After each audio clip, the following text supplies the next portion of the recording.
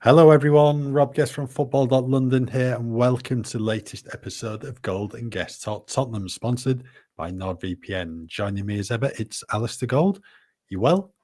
Yeah, I am. It kind of feels like I haven't done it for an age. I think whenever I miss one of these, I know it was Lee stepped into the breach last time. It feels like I haven't done it for a lifetime if I miss one.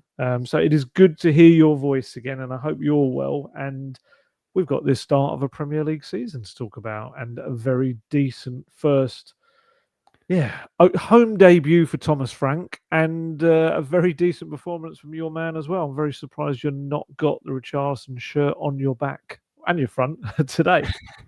He's behind me. He's on the wall. That'll On do. the wall of fame. Tottenham 3-0 winners over Burnley on Saturday. The perfect start to the new season for Thomas Frank. Richarlison at the double, two very good goals. Second one especially, that acrobatic effort. Goal of the season contender already, and then Brennan Johnson, as ever, getting in on the axe. So plenty of positives to take from Saturday. I think that's fair to say. Yeah, I think so. It wasn't an amazing, perfect performance. It wasn't. They didn't sweep Burnley aside with incredible waves of attacking football, but we kind of knew that was going to be the case anyway, because pretty much similar to the end of last season, they don't have a playmaker. They don't have someone that's going to thread those balls through every couple of minutes or so. So it was always going to be a bit more of a kind of a grinding out of a performance, but you couldn't really ask for more on his home debut. 3 goals, 3 points, clean sheet. Fans enjoyed what they saw, I think, especially second half. Got one spectacular goal, which was just amazing and will be replayed over and over again this week, mostly on Richarlison's Instagram, I think, and rightly so. He should be very proud of it. It just had a bit of everything that you wanted to see. There was some nice attacking moments. There was Kudus on his home debut as well, with a couple of assists, but also some lovely touches, including one of the best takedowns of a high ball that I've seen. Everyone just went like, wow, when he did it. It was so cool. And I just a good vibe. I think everyone was excited about the new season. And they had a good walk around the pitch afterwards, all the players and Thomas Frank, which I think you were telling me beforehand was something that you used to do at Brentford, wasn't it? Yeah, it's not a one-off. I think he did it after every Brentford home game. So I think Tottenham fans will be seeing it week in, week out at Tottenham Hotspur Stadium. I don't think it's just a one-off, given it's the first game of the season, his first game at Tottenham Hotspur Stadium. We'll find out later this month when they play Bournemouth. Yeah, that's true. That's true. But it was good. I think it's something that some Spurs fans have kind of made clear to me, and I have passed it on to anyone. Not that I can really talk to anyone important at the club, but certainly that sometimes people in the North Stand feel like after a game the South Stand is prioritised, and the players maybe will naturally gravitate over there to applaud and say thanks and everything. And sometimes some areas of the North Stand get a little bit left out. So if he's going to do that every week, I think that's a really nice touch. It was quite low key, really, even the way he was introduced at the start. I think he was named after the team lineup by COYS, I think, and it was just like a little kind of applause and turn to everyone in the stadium. But as home debuts go, as Premier League openers go, that was pretty much what he would have hoped for when he was kind of lying in bed the night before, thinking about the butterflies he'd have in his stomach the next day. Yeah, all good. Yeah, let's start with the team news because I was actually quite surprised by that. It was the midfield. I wasn't expecting, given how well Rodrigo Bentancur and João Palhinha played together a few days earlier against PSG. So Thomas Frank went with a rather youthful midfield. Lucas Bergvall. What are we going for now?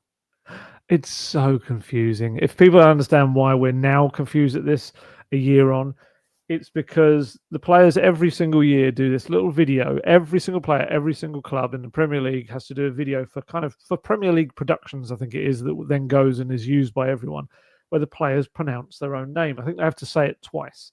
And we've got this annoying thing in recent years where some players, and this is all clubs, not just Spurs, say a completely different thing one year to the next. Or in this case, we've had it with a couple of players, a completely different thing on the second time of even saying their name. And with Lucas, it was made very clear to us that the correct pronunciation of his name was Lucas Berval, like that, which was like, okay, that's fine. We're saying it. Some people don't get it who we're talking about because they will say Bergval, but Bergval was what we were told. And that's what he said last year when he did his pronunciation. Lo and behold, a year on, and he said Lucas Berwal. Berwal. I don't think he said the G, did he? It was like brilliant. Thanks. Now it looks like we're saying it completely wrong. There was another player that changed it up as well, didn't he? Mid kind of actual video. Oh, Yves Bissouma. Yeah. Two different first names, Yves and then Eve. So who knows? We've got no chance, have we? No, not at all. Well, if the player himself doesn't know, then what chance have we got? I know. Well, it's like Pat Matassar. We know it's Pat Matassar. Everyone calls him Pape, and I think out of being polite, he's called himself Pape for a little while. But even this year, he's now back to Pat Matassar. But yes, two of the young midfielders. There's no complications over Archie Gray. That's nice and easy for us to pronounce.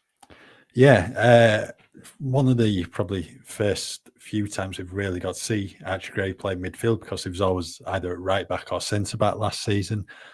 A couple of times when he went into central midfield under Ange, did struggle there. I think notably the Liverpool game where he was replaced at half time, but seemed to do well there in pre-season against Newcastle. And I think Thomas Frank just, huge show of faith in him by starting him in midfield. Personally, I thought you'd want to, if you're going to make changes in midfield, at least keep one of Palhinha or Bentancur in there, but he didn't in the end. Went with a youthful trio, but they all played very well on the day and helped Spurs get those points.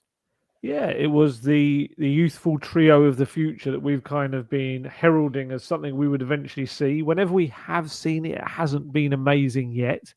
They are young players that when they do play together, they're kind of thrown together.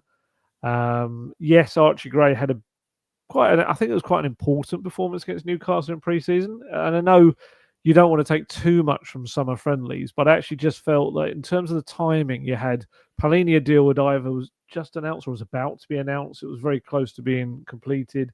And I think he was just laying down his marker and saying, don't forget about me. I'm a hell of a talent that I can be. And I think that's kind of helped him come this first game of the season, where I absolutely agree with you. I thought Bentancur was probably going to play. I think Palhinha, I can understand the decision because he probably hasn't played that much overall in the last 3-4 months or so in terms of game time. Even the Club World Cup, I think he played half an hour, didn't he? Or a half or something. So, yeah, I probably wasn't expecting him. But Bentancur, I did expect. So whether that was a decision that was taken late on when it comes to fitness or not, I don't know. But Archie Gray came in and did well. He started reasonably, but I would actually say he got better and better in the second half. There was a little period in the second half where he was kind of almost bossing the midfield. He was very, very good for a good section of the second half. And he kept making these really good runs, which had you had a playmaker, I think they would have picked him out. He just kept bursting all the way through up into the box.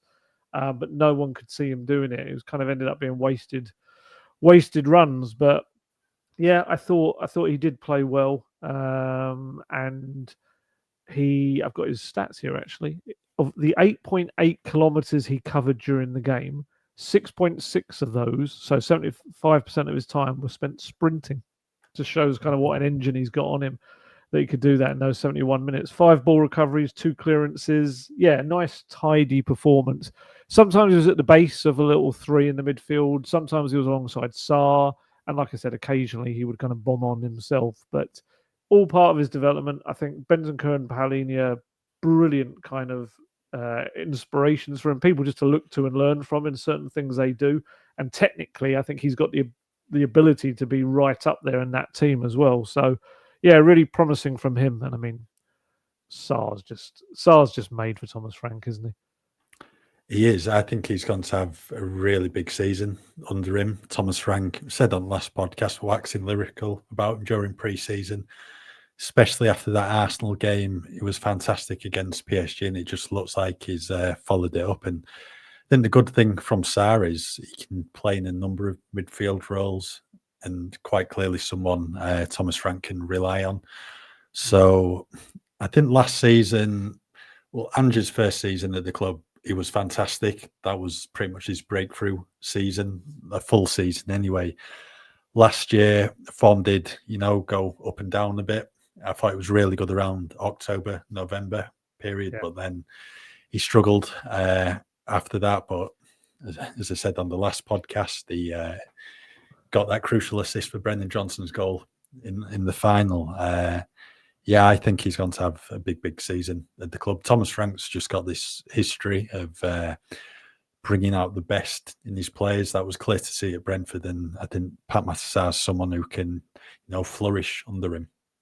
Yeah, I don't think it's any coincidence that both Ange Postecoglou and Thomas Frank came in and immediately were like, wow, with Pat Matasar. They both were blown away by him in their opening kind of weeks at the club. And actually, Pat Matasar, I talk about a lack of threaded through balls. That's difficult to say in the match. It was his ball through to Brennan Johnson at the end. It was a really lovely weighted pass that he could just take into his kind of run and then finish really nicely. I thought he was very good again. I asked about the three young midfielders, although I should always caveat it with that Burnley were not going to come to Tottenham and overrun the midfield. They were not going to be constantly bombing forward. Other teams probably would have caused them more issues in that midfield, but they dealt with certainly a midfield that obviously was a strong one in the Championship last year. And that's the impressive thing, I think, about Spurs scoring, is people could quite easily say, it's a promoted team. You're expected to kind of batter them at home anyway. But actually, I think Burnley conceded 16 goals in 46 Championship matches last season. They were one of the toughest, most organised team to get through. So to manage to get through 3 times without a playmaker, I actually thought was pretty decent. But yeah, and the last of the 3, Lucas Burval,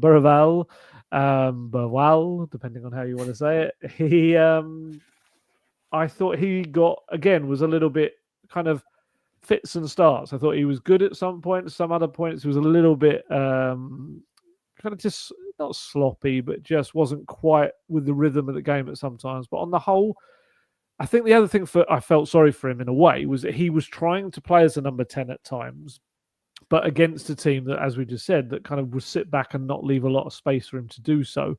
So he was having to come back and pick up the ball quite deep, and he did a few quite nice little runs with it, albeit one of them got a bit of an ear bashing from Thomas Frank, because he got right up towards near the Burnley area, and Kudus was there to his right. Absolutely should have passed it sideways to him, and he could have kind of got down the wing. And for some unknown reason, he did a little pirouette, turned inside, and just played a safe ball to someone else. It might have even been Sarr, but it did eventually lead to a chance. Funny enough, I think it was Porro whipped into the box maybe, and Solanke took a really nice touch and turn and scuffed his shot a little bit wide. But Thomas Frank went mad at him. He was absolutely shouting at him. And then when the ball had got a chance had gone, he was kind of explaining to him like there was a chance there for a quick pass. Don't turn inside. Don't go into a more packed area of the pitch. And even when he took him off about 5 minutes later, you could see he was trying to explain something to him. And that's what it is, 2 of those players are 19 years old. I mean, Sarr's only 22. They've still got so much growing, learning, and developing to do. And they're going to make decisions that experienced pros wouldn't do. But I thought this was a very good experience for them, just to all be together, all find a little kind of pattern in the way they play when they're alongside each other, not have a senior figure like a Bentancur or now a Polinia to lean on. I'm not including Yves Bissouma as a senior figure because it's just not proving to be a senior figure once again this summer. We'll talk about him a little bit later. But yeah, overall, I think some positives in there. But yes, you wouldn't probably see that midfield against the bigger, better teams right now. But hopefully in the future we will. Let's talk about the first goal of the afternoon.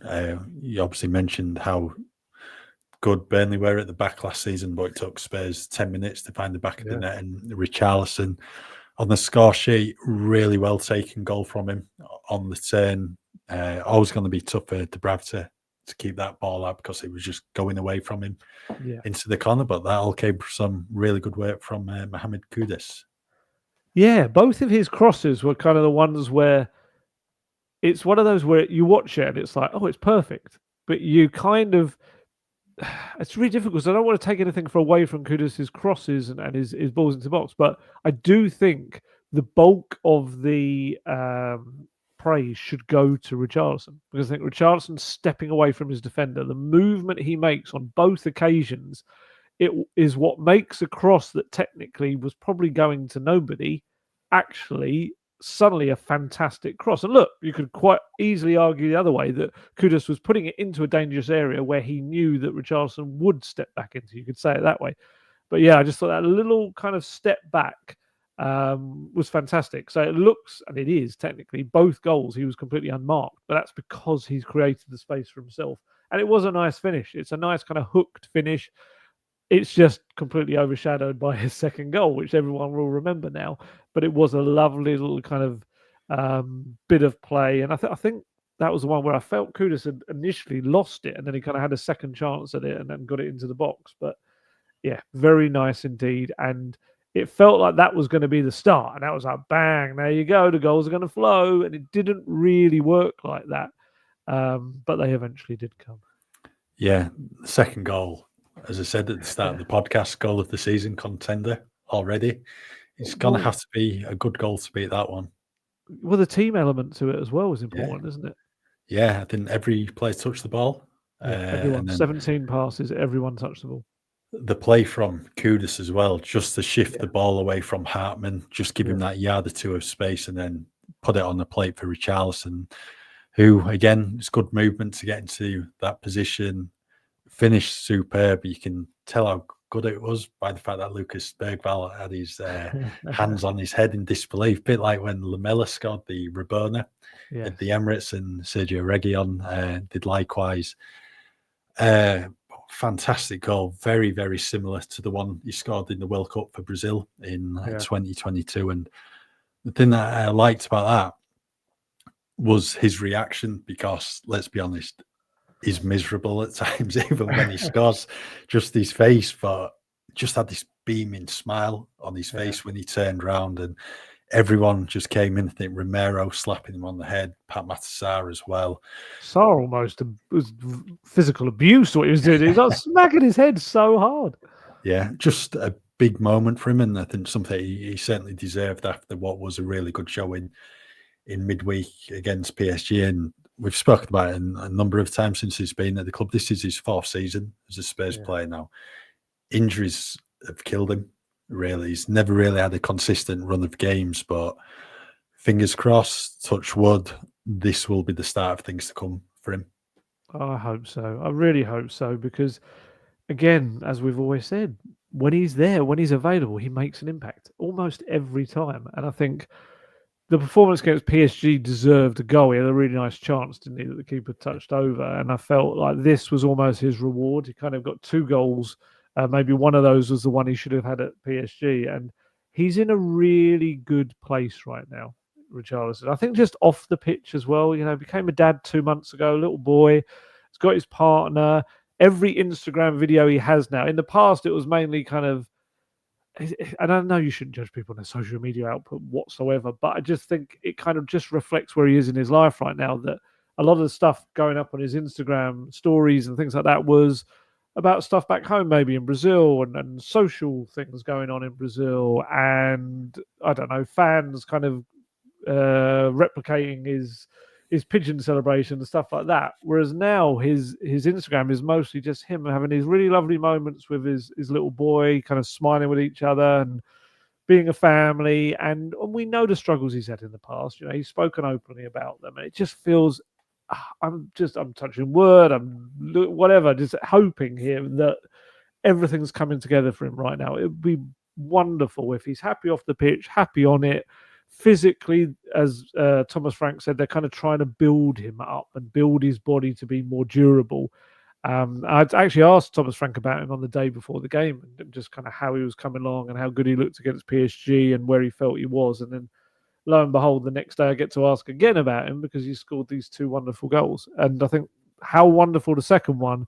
I know you say about the kind of look on his face, but another way to kind of to judge it was the fact that both times it was shown on the big screen immediately afterwards, the crowd probably roared as much as they did for the first time it went in the net. It was just this like, wow, we were actually here to witness that. It was so lovely. And the gasps and the kind of noises that were made, it was brilliant. It was such a great finish.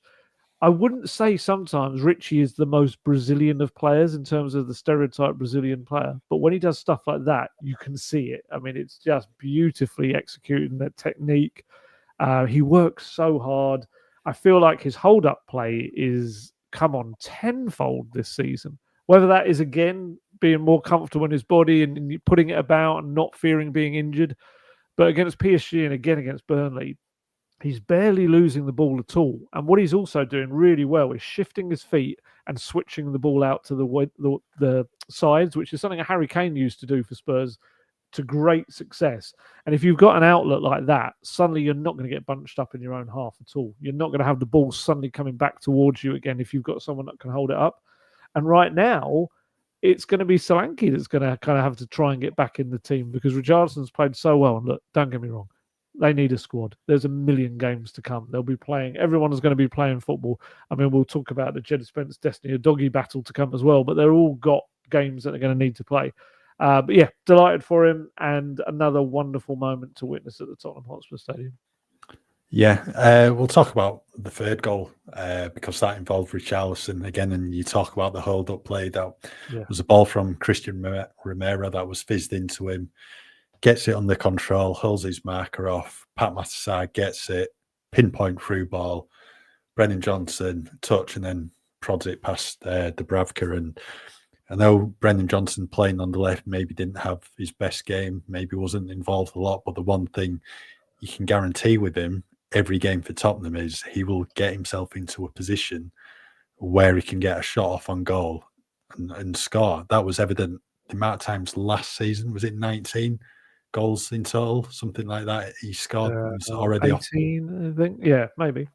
Already off the mark for the season. For Spurs, it's just a huge weapon to have in this Tottenham team, even if he's, on the periphery of a game, he's quiet. You just know all of a sudden he can have a chance on goal, and there's a very good chance he will take it.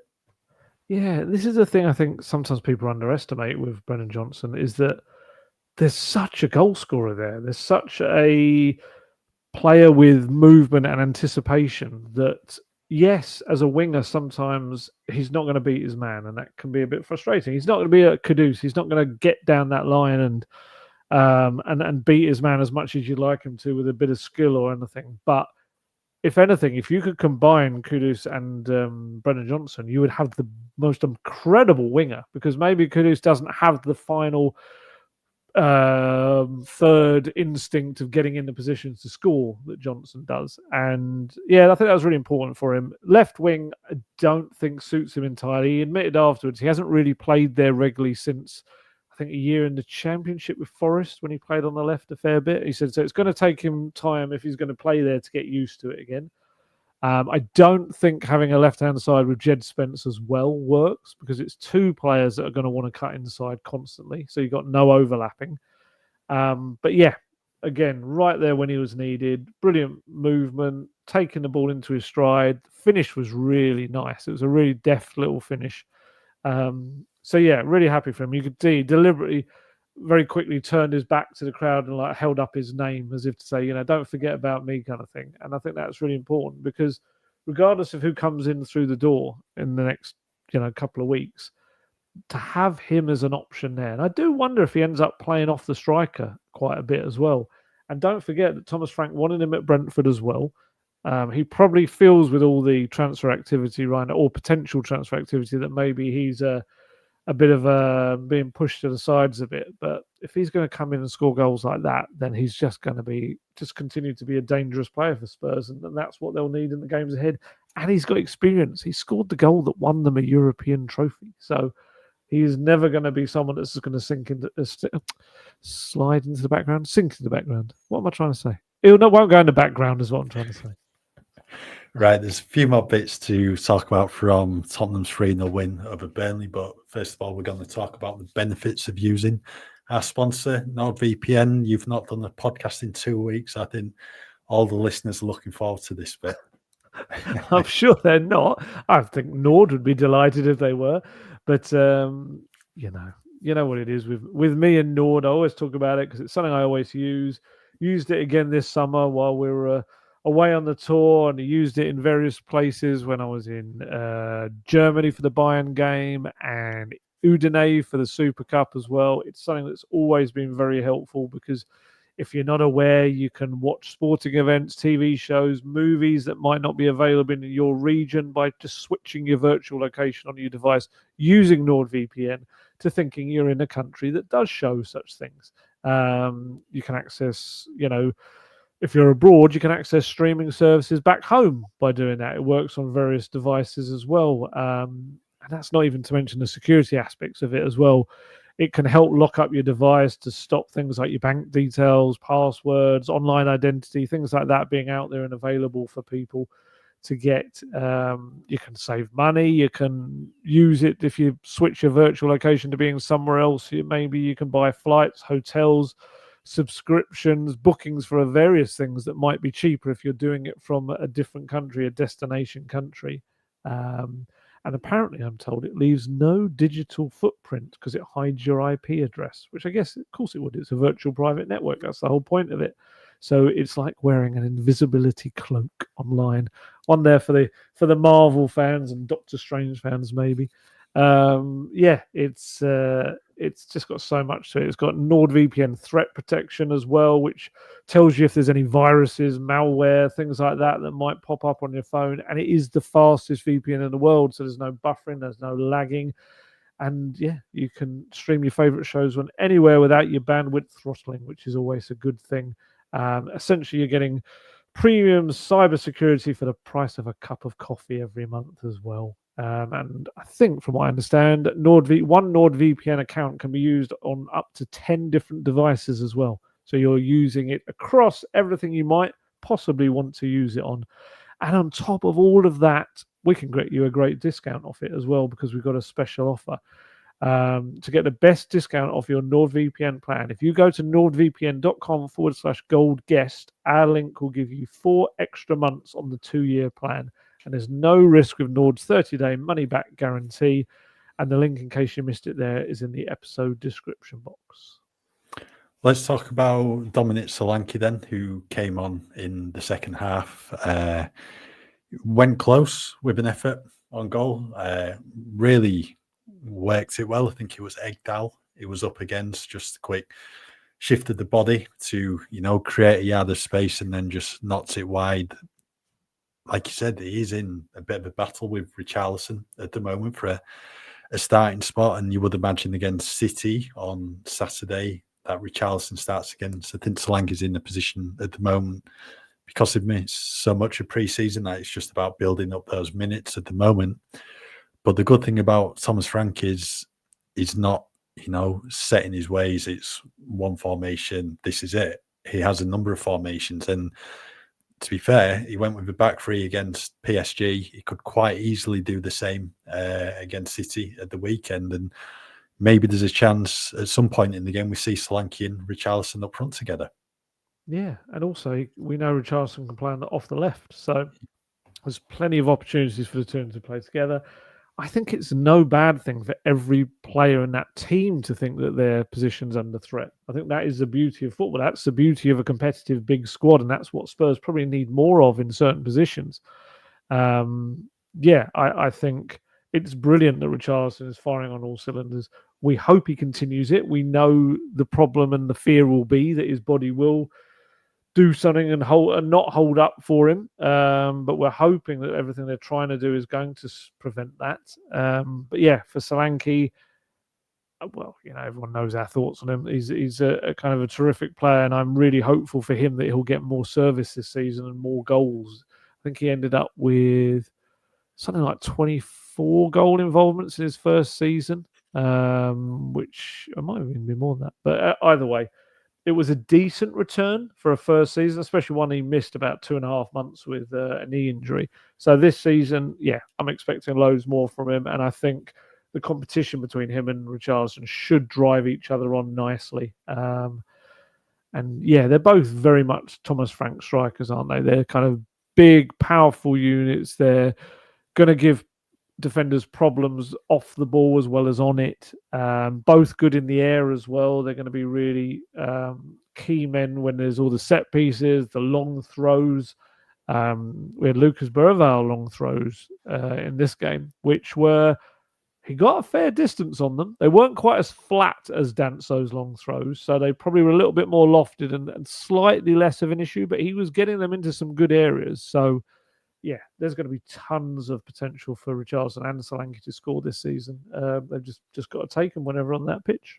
I think in terms of Solanke, you just want to see him get more chances on goal, because that wasn't always the case last season. It was more about holding the ball up and bringing others into play, because there was a number of games where, as the leading striker, he barely had a chance on goal. The one that sticks out for me is Southampton away. Was that 5-0 in the end? Yes. Spurs absolutely battered them, and I think Solanke had one attempt on goal across the 90 minutes. Yeah. That's not what you want as a striker. You want, a glut of chances to come your way, and I think that probably will be the case under Thomas Frank. So yeah, just need to get him to build his minutes up, and there's plenty of games on the horizon, and sure he'll be in and amongst the goals across the season. Someone else we need to talk about, someone you mentioned earlier in the podcast, Yves Bissouma, missing again, this time due to injury. He must just like missing the first game of the season, because that was the case 12 months ago at Leicester. Yeah, apparently, because Thomas Frank was quite clear. We tried to get more out of him on Bissouma. I even said to him, because I followed up on a question someone else had asked, this is the pre-match press conference on the Friday. I said, look, he turns 29 later this month. He's a player that a couple of managers now have wanted to kind of be an inspiration for the younger players and push on. But unfortunately, we're in the third summer in a row where he's done something that has disappointed the head coach, and he's got himself, missing matches as well through kind of physical reasons. And he was like, no, essentially we draw a line under it. It's done. It's been dealt with. The consequences have been had. He'll be in the squad tomorrow. And of course, through physical reasons, he wasn't in the match day squad, because apparently he got injured just after that press conference in the afternoon training. So, I'm not going to suggest that it's all fabricated. It's some kind of ruse to keep him out for the remainder of the transfer window. So they can sell him.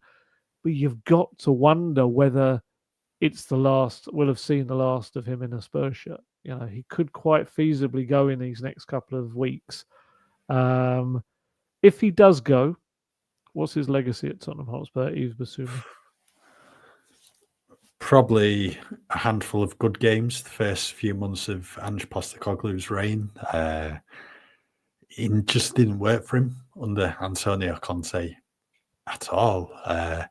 And then it was the start of the 23-24 season when Ange came in. You think, right, we're finally going to see the real Yves Bissouma here, the player who wowed at Brighton. And that was the case for the first 3 months. Then there was those stupid suspensions that he picked up. Luton, when he got sent off, then Wolves, which would have been his 5th booking of the season.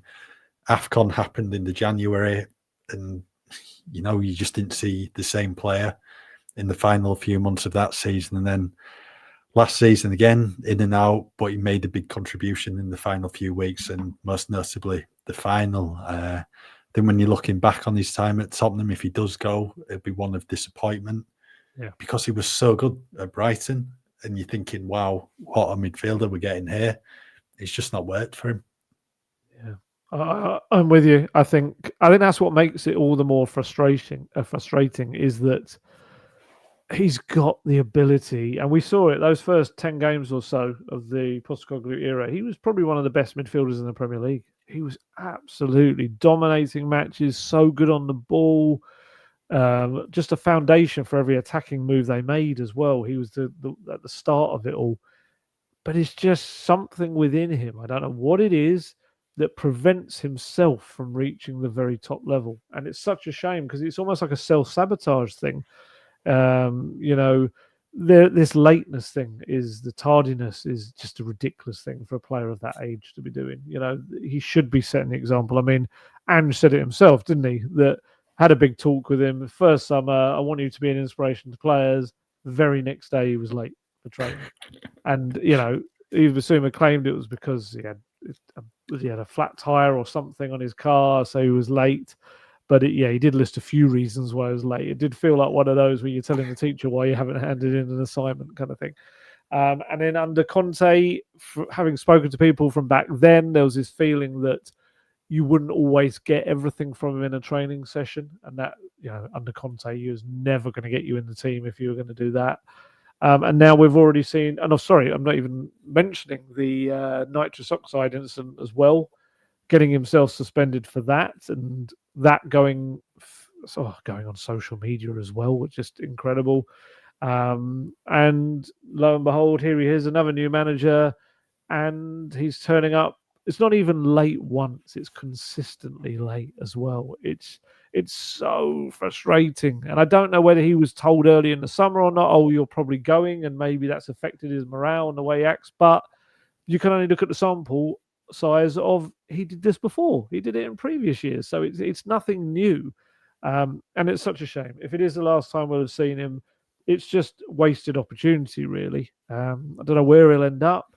I'm sure they'll be interested in him because everyone believes that they can take a player like that and get the best out of him. And it may be that someone else does, but just a shame, really, that it seemed like such a steal, didn't it? For like, what was it, 30 million in all for him with from Brighton, and it's just never really got there. Look, he played his part in the trophy, in winning the Europa League trophy, so he's going to have that always. I'll always remember.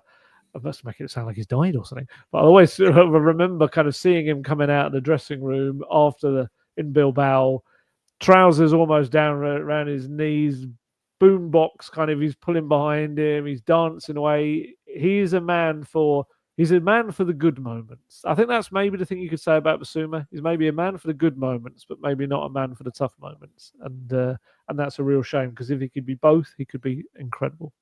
Yeah, I don't know if it'll be this window, but he'll end up playing his football in Turkey. You reckon? At some point, yeah, destined. Mourinho take him, maybe. Maybe. Yeah, I think there's always been links with a move to Turkey, and you can understand why. He's a really good footballer there. It's just getting it out of him on a consistent basis. But it is worth pointing out that last year, when he did miss the first game, he started the following game and scored. So true. Will that happen again? Well, if he's fit enough to, yeah. Yeah. Something else we need to mention: Saturday, something you spotted in the stadium. Someone sat next to Daniel Levy in the stands. Yeah, a rather powerful person. Daniel Levy was back. He missed the PSG game because he was helping his daughter with the rest of the family settle into a university in America. But he was back for this game, and sat alongside him, I noticed, was Vivian Lewis, who is the daughter of a certain Joe Lewis that people might be well aware of, a former owner of Tottenham Hotspur. So Vivian Lewis sits on the board of Tavistock Group.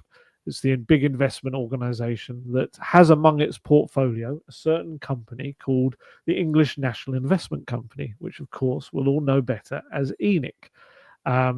Tavistock, I think Daniel Levy's son Josh Levy is the co-CEO, I think, of Tavistock as well. Vivian Lewis is a senior managing director with her brother Charles, and of course, yes, both children of the former Spurs owner Joe Lewis. Apparently, she's semi-regularly goes to games. She can be seen at quite a few matches. People speak very well of her, actually. Anyone that's ever come into contact with her, I think she's known as Viv. And yeah, is very kind of down-to-earth person, quite a fun presence as well. But why it's kind of important seeing her up there more than anything is that we know that ENIC, through a discretionary trust, I'm going to say this right, discretionary trust, which certain members of Joe Lewis's family are potential beneficiaries, you would assume that would be Vivian Lewis among them, owns 70.12% of the ENIC share of Spurs, which itself is 86.91% of the club. Daniel Levy, sorry, you've got to use the exact expression here, a discretionary trust, which owns 29.88% of that. The beneficiaries are Levy and his family. So that kind of makes up the whole ENIC thing. But I just thought, timing-wise, it's quite interesting when we're kind of expecting injection of funds into Spurs, and certainly the suggestions of the spending that's hopefully about to come in the next week or two should show that. And there has been a lot of talk that it will be ENIC that would be putting in a sum. There's been some talk of a figure of around 120 million might be going in. And yeah, I just thought it was quite interesting timing that someone that is involved with ENIC, well, mainly through the Tavistock group as well, but also having part of the discretionary trust share, was there at the game, and the first game of the season as well. So maybe it all lends itself to big money coming in and some big bids going in for a certain player at Crystal Palace and another one at Manchester City. Yes, that leads us nicely into the transfers and a big week for Tottenham in the transfer market. Ahead of Saturday's game against Manchester City, 2 players heavily linked with the club at the moment, Eberechi Eze of Crystal Palace, Savinho of Man City as well. Just on Eze, it did appear that he was saying goodbye to the Palace fans, firstly when he was substituted yesterday against Chelsea and then at the end of the game. But speaking in his post-match press conference, Oliver Glasner, the Palace manager, basically says he still expects him to play on Thursday in their Conference League game. So we'll have to wait and see on that one. On Savinho, has gone a bit quiet on him.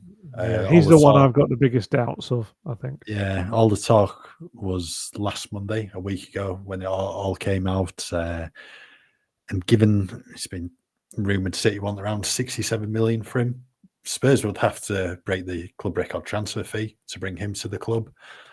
Doesn't look like there's a chance of him playing for Spurs against City on Saturday, because Pep said in his pre-match press conference on Friday that he's injured at the moment for a couple of weeks. So 2 transfers, we're going to have to wait and see what happens, but fingers crossed, some positive movements for Spurs to get these deals over the line. Yeah, like I said, just something about the Savinho deal. That's the one I'm most kind of, I suppose pessimistic is the way to say it, just purely because I didn't understand why City would want to let him go in the first place. I just think he's such an incredible talent. He's only been there a year. The way Pep Guardiola speaks about him is not the sounds of a manager that wants to let a player go. I think maybe it would only be if they could bring in someone like Rodrigo to come in. So I just kind of feel like the Savinho thing, I'd be delighted if there was suddenly a change and he was coming in. But I just feel like maybe that one is one that's going to be trickier to do if it does happen at all. But with Eze, it feels more positive than it has in previous seasons. Certainly feels like they're getting somewhere with it. I think a lot will come down to Palace being able to make sure they have adequate replacements coming through the door. But certainly, I think it's always going to be a bit scary when you've got 2 chairmen like Daniel Levy and Steve Parish. Steve Parish also, I suppose they're both also co-owners as well of their clubs.